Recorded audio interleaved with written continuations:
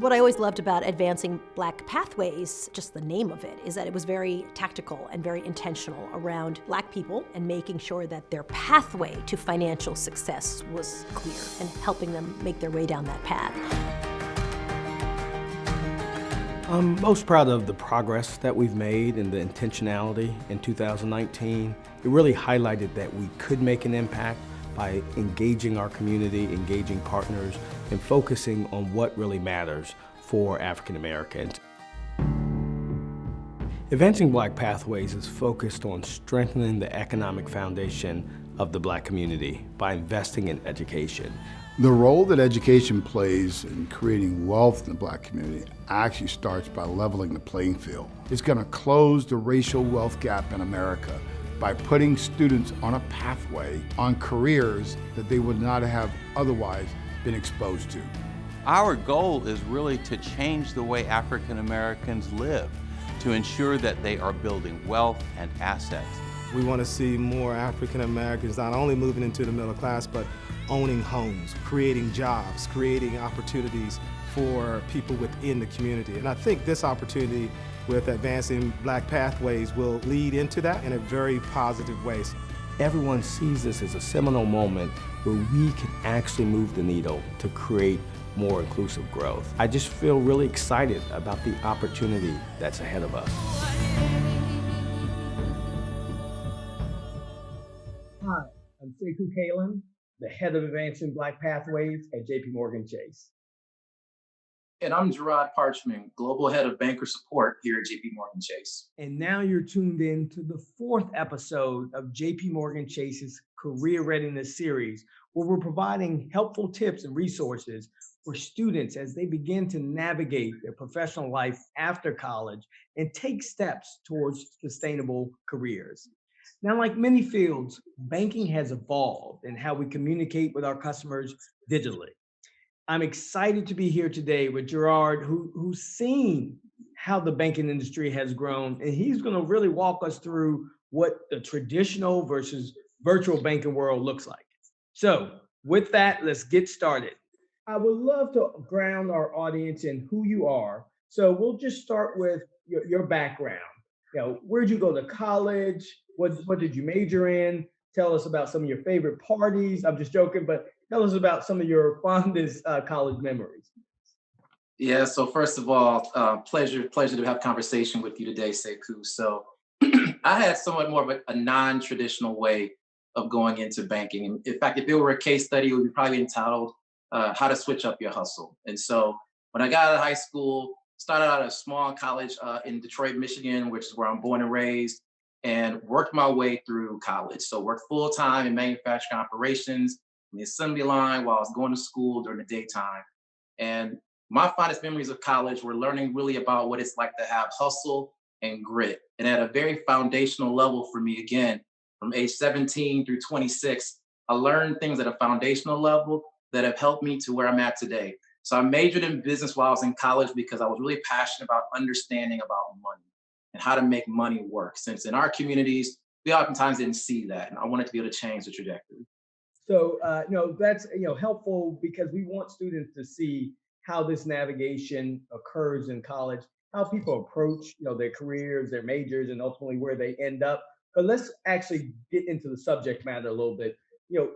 From the outset, we want to know what's the difference between traditional banking and virtual banking? Yeah, so I think in its simplest form, when I think about traditional banking, and I'll use consumer banking as the scope since banking is such a wide body of work. So in terms of traditional banking, it's the client going to the branch of the bank to get guidance. With virtual banking, it's the bank coming to the client to provide guidance. And to me, that's the twist. And I'm excited to talk a little bit more in our conversation about what that looks like and why that's so important. We'll jump right into a discussion on skills. So again, some of these students are just starting out, they're figuring out their passions, their interests. What skills do you feel are really critical for these types of roles? Yeah, so I think about skills from the perspective of being analytical, attention to detail, the ability to really authentically engage with people and the ability to build relationships. Those are just a few of the key skills that are needed. From a passion perspective, the desire to really help people. I can't stress that enough. You can teach the skills, but the true passions around helping people, that's you have to either have it or you don't, right? And so that's the thing that we're really good at helping to foster. If you bring the passion, we can hone the skills and help make you successful. So I wanted to stay with that because obviously, critical thing is passion, and that enables people to push further in their career because they actually have that desire to make impact. But what other attributes would you say are critical to really be that exceptional candidate? So even if I have that passion and other people have passion as well, are there any other factors that you feel enable a candidate to stand out? When I think about banking and when I think about someone that wants to work at JPMorgan Chase, it's not just about the initial job, it's about the career. So someone that's open to be able to experience different facets of banking to help make themselves a well-rounded candidate. Because my assumption is that if you're coming to JPMorgan Chase, you're thinking about having a long-lasting career. So the ability and the desire to take on new challenges, learn new things, take on risk, of course, calculated risk, of course, but the ability to do those things, but also the desire to do those things. Someone that doesn't get, easily bored, as an example, and really wants to be invested in. So, again, we know the skill sets. So now let's say I've secured this job. I'm excited. As I think about trajectory, like what are the types of career trajectories for these roles? So I'll just use again consumer banking as an example. So what's great about this is that you have the opportunity to come in the door as a personal banker and really have the firm giving you the opportunity to really be invested in and understanding our products and services and solutions that really help our clients to make the most of their money, to make the most of their lives. But then to me, that's very foundational. As you build and develop those skills, the opportunity to take a couple different career tracks. Perhaps you're someone that wants to be what we consider an individual contributor, where you are the person that's primarily driving the revenue for the business. So the ability to leverage coming in as a personal banker and then growing your career to be perhaps being licensed, or to perhaps go from consumer banking into commercial banking. We have those avenues for you. Or perhaps you're really passionate about developing people. So again, the ability from that foundational level as a banker to then being a leader of bankers and then being a leader of leaders, particularly from a director level perspective. And so what's great about our firm is that we have the ability to really create these pathways for our incoming students because we make that investment in them. Now, you talked about your hustle early on as you were going through college and trying to figure out, what you wanted to devote your talents to. Why would you say it's important for Black graduates to consider a career in banking? Yeah, so that is something that's like deeply personal to me, Sekou. So again, as you know, as you heard a little bit earlier, I'm from Detroit.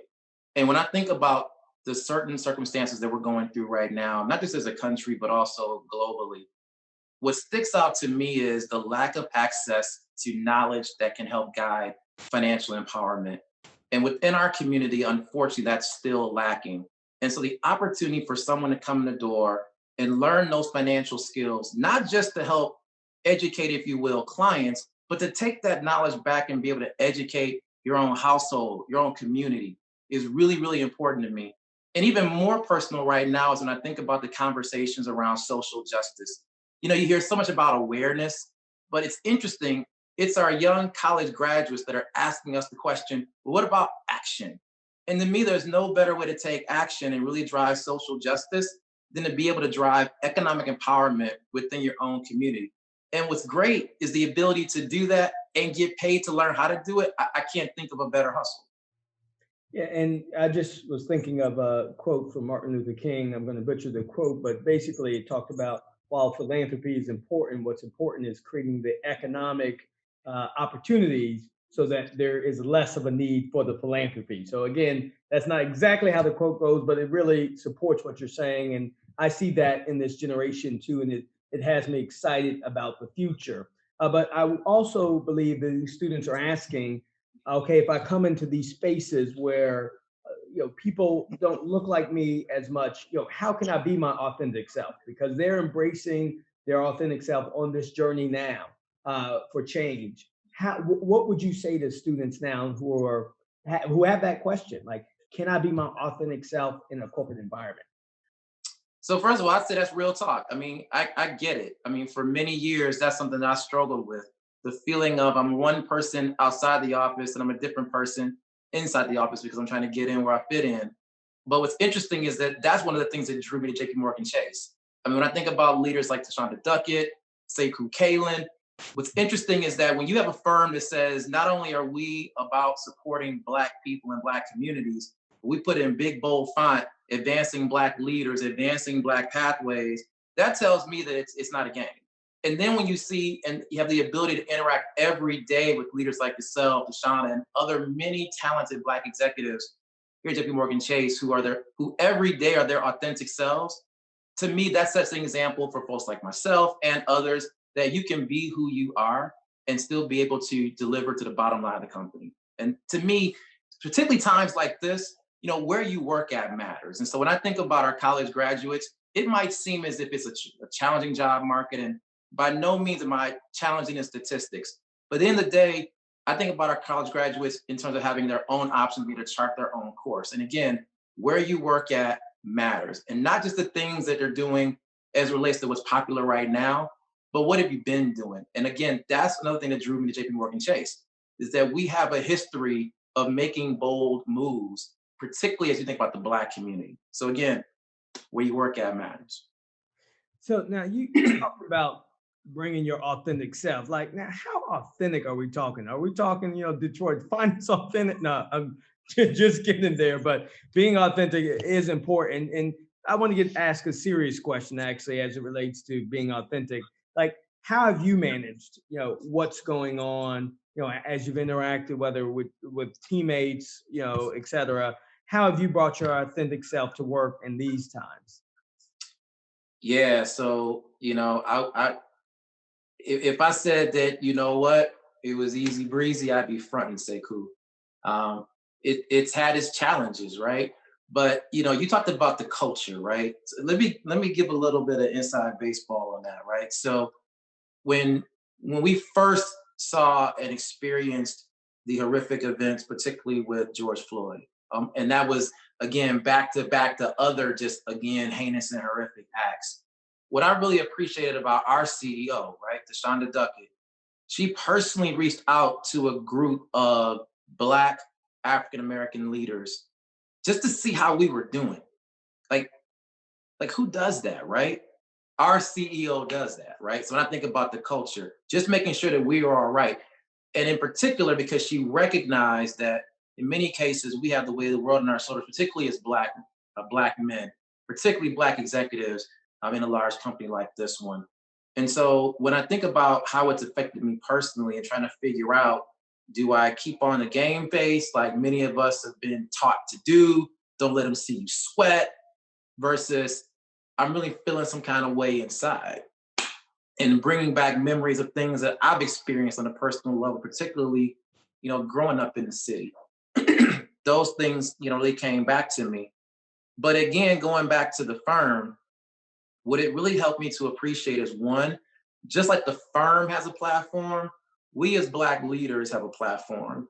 And it's incumbent upon us to make sure that we are operationalizing our individual platforms so that as a collective, we can truly drive change in our communities. And when I think about the city that I reside in now, here in Columbus, we've been very, very intentional at a market level, really engaging and igniting, the 3 C's, community leaders, corporate leaders, and civic leaders.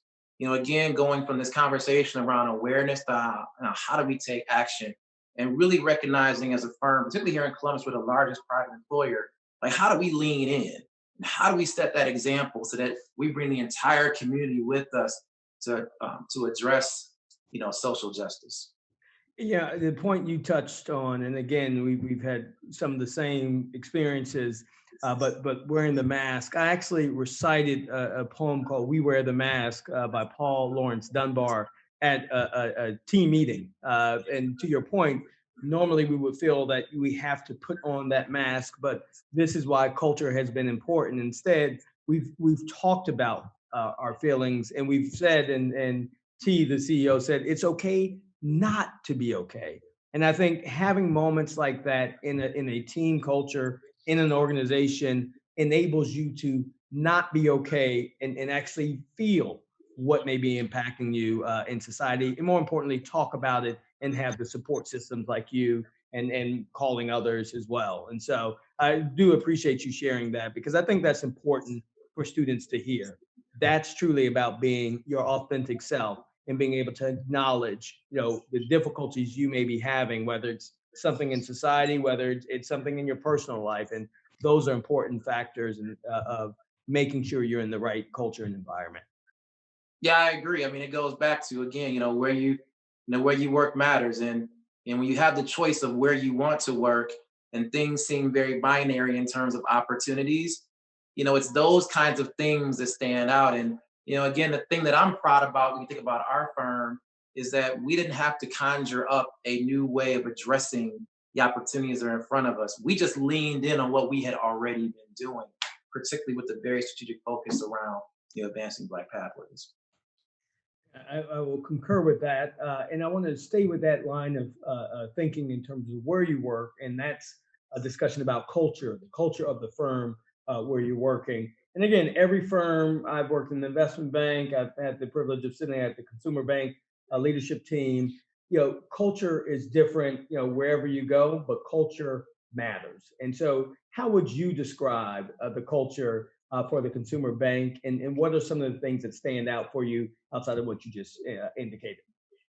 Yeah, so I'll take it from the high level to the ground floor. I think about our business principles, which really define our core values, and not only who we are, but why we do what we do. When I think about things such as our commitment to diversity and inclusion and acting as a team, winning cultures, like those are the things that are part of what we do every day. But those are the things that you might expect for me to say because we're in this type of conversation, Sekou. For me, it's about the day to day. And we are a team, particularly within consumer banking, where we work incredibly hard. I mean, I think about the pace that Shonda Duckett has us operating at on a daily basis. But it's not just because we're trying to do a lot of hard work really, really fast. It's because we're laser focused on helping everyday people to win. So it's not just about driving shareholder value. And again, it's about that, but it's not just about that. How do we do that and then leverage our platform to help everyday people? And it's one of the biggest things that drives what we do on an everyday basis. So again, when I'm thinking about college graduates that we would have the privilege of being able to partner with, and going back to the earlier point about where you work at matters, that's the kind of culture that I believe that's important to our college graduates. So customer preferences, and expectation for service have been evolving with new technology. So technology has made life easy in many instances. At the same time, this work from home or work remote or bank remote environment is also accelerating, I would imagine, some trends that you've been seeing. What are any of the highlights or differences that you've noted, whether it's from your work environment, from the customer environment? What are your thoughts on how we're going to evolve from COVID-19? What things will stick? What will we return back to? Any thoughts on how this is impacting customers and employees? Well, that's a really important question you just asked me. So let me take my time a little bit. So if anything, I think COVID-19 helped us to move from the philosophical to the tangible. So there was always this thought of, if we really I like that. Can I just jump at the philosophical to the tangible? I just had to repeat that. Continue. I'm sorry. No, I I had to do my push-ups before I got the conversation. But real talk though, I mean, COVID-19, if anything, helped us to see that things that we were working on from a strategy perspective around delivering guidance in a virtual manner, when COVID-19 hit, and when you think about it, we had to literally pivot overnight, right? In terms of how we operate and how we deliver guidance to clients. And what was really, really personal for me was when I saw our bankers, again, operating in a virtual environment, reaching out to clients who normally their mode of engaging with our bank is primarily in person, and particularly some of our most vulnerable clients. And so now when you've removed the ability because of stay-at-home orders and things of that nature, banking transactions still needed to happen. Clients still needed guidance, right? And so when we had the opportunity to reach out to our clients and let them know, first of all, I'm thinking about you, I care about you, and I want to make sure that you have information that you need to still keep as much of a normal mode of operating as possible. Like that's very, very special to me. And in particular, within our communities. And so to me, this is just the beginning as it relates to you're seeing more and more people adopting technology and tools like what we're using right now, where normally we might be talking in person. Now we're talking via video, and what felt a little bit weird now feels normal. So I'd say from a technology perspective, the level of adoption from consumers has been really interesting to watch, but that doesn't replace the human element. And so as we think about like how our bankers are engaging with clients using technology, what we haven't missed out on is the need to make sure that our bankers are connecting with people. And of course, when you're not doing it in person, that presents its own challenges, but you know it's a challenge that's worth overcoming because it allows us to, with a high degree of velocity, engage with more clients. And so, when I think about, our college graduates that we have the privilege of being able to engage right now, that's why we need you. That's why we want you so bad, because you can help to bring in different concepts for us around how we can deliver a wealth of guidance to our clients in ways that they never imagined, but ways that they're entitled to. I think that was, a critical point you made. And I know there's some students out there thinking this sounds exciting, but I don't know if my major will make me qualify. What other message would you give for these students to let them know that they are enough? It's not about what they think they don't have. It's about what they actually do have and earning that degree. What advice would you give to students to let them know that these are the types of jobs meant for them? Yeah, so let me articulate the hustle a little bit more then. So my major when I was in undergrad was quality management. Because keep in mind, I started my career in manufacturing operations. But again, as I mentioned, switching up the hustle. So for me, when I think about students that I have the privilege of being able to engage with, I'm looking for adaptability and the desire to learn and take on new, concepts and opportunities. Because if you think about it, if you have that, as I mentioned a little bit earlier, we can teach the skills, but if you have the desire to learn more and do more, we can work with that. The other thing I say, and I love how you brought the example, Sekou, around folks that perhaps may have majored in finance and accounting, because what some of our graduates may find is that in their minds they thought, what, I'm going to graduate, I'm going to go to a firm, I'm going to immediately work in finance, and that's going to be what I do. And what they may find potentially is that the opportunity that they want, there isn't that alignment. But again, the ability to switch up the hustle and say, what, I've learned the concepts around balance sheets and income statements as an example. Maybe my first step won't be in our finance group. Maybe it's in our lending group. So you actually understand how to produce the numbers that end up on the financial statements. And then once you've got a really solid understanding of how the numbers get on the financial statements in the first place, then taking that path back into finance and being even that much better at accounting for them. But, again, like I mentioned earlier, where you work matters. And our firm not only supports that, but we promote that. So again, what's really important is having the talent, having the desire, having the hustle, and the willingness and desire to learn new skills. We can work with everything else. That's great. And I just will ask you two more questions. Just, as you've navigated this, so you switched the hustle. I've seen, again, how well you're doing, even coming into JPMorgan Chase.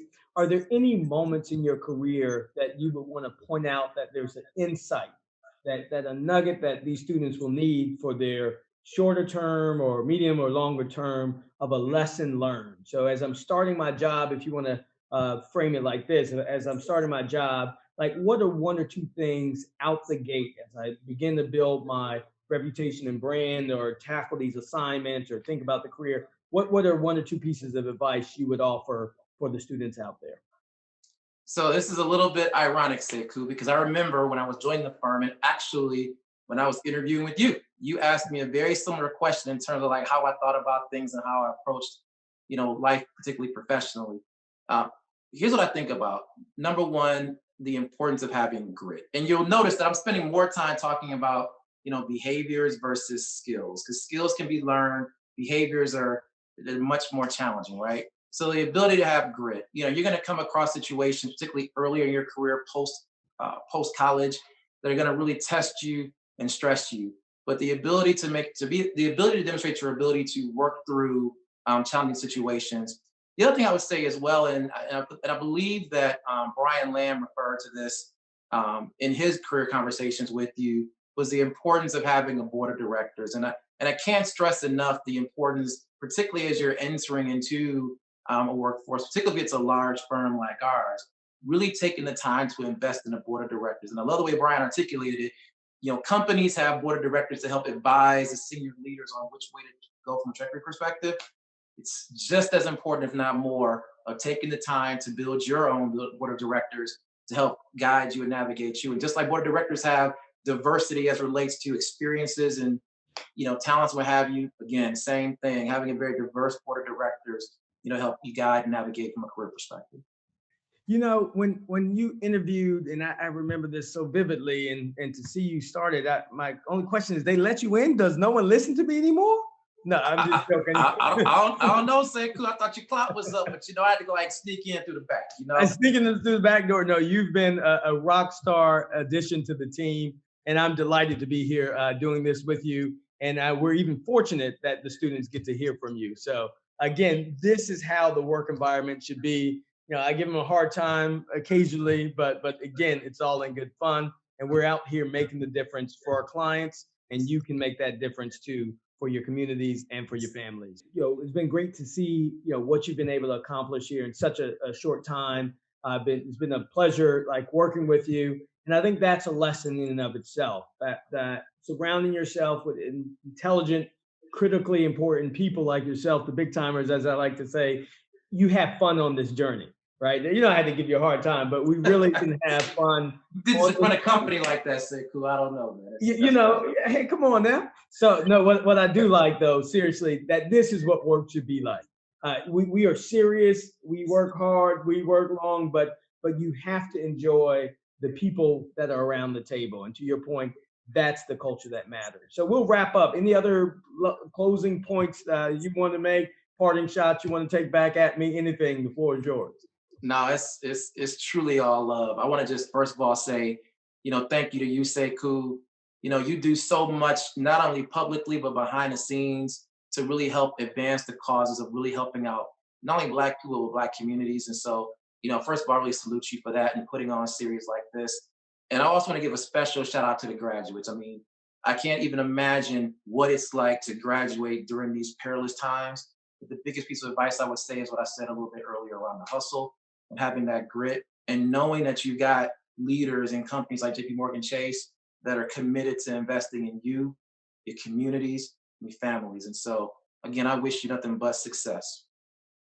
Well, that was a perfect way to bring us home. So I want to thank you for sharing all of those helpful tips, keeping it real with our audience, but most importantly, sharing that understanding of the field of virtual banking. But actually, let me ask, if I'm searching for jobs, what should I do? Any thoughts there? Appreciate that question, Sekou. So perhaps some of our graduates are interested in careers starting out in retail banking as a banker in a branch or a home lending advisor, as an example. Regardless of which, they can learn more about open banking roles by clicking on the ADP careers page under exploring a career in banking. And they can also filter by location depending upon the area they desire to be able to live and work in. Okay, well, that's great. Well, thanks again. We definitely want all of you out there to save the date of August 18th for our next session. We'll be sharing insider tips on LinkedIn and how to make your LinkedIn profile rise to the top of the recruiters list and what keywords are particularly relevant for the AI filters. So you won't want to miss it. Again, register at www.jpmorganchase.com/ABP careers. Thank you, and we'll see you again soon.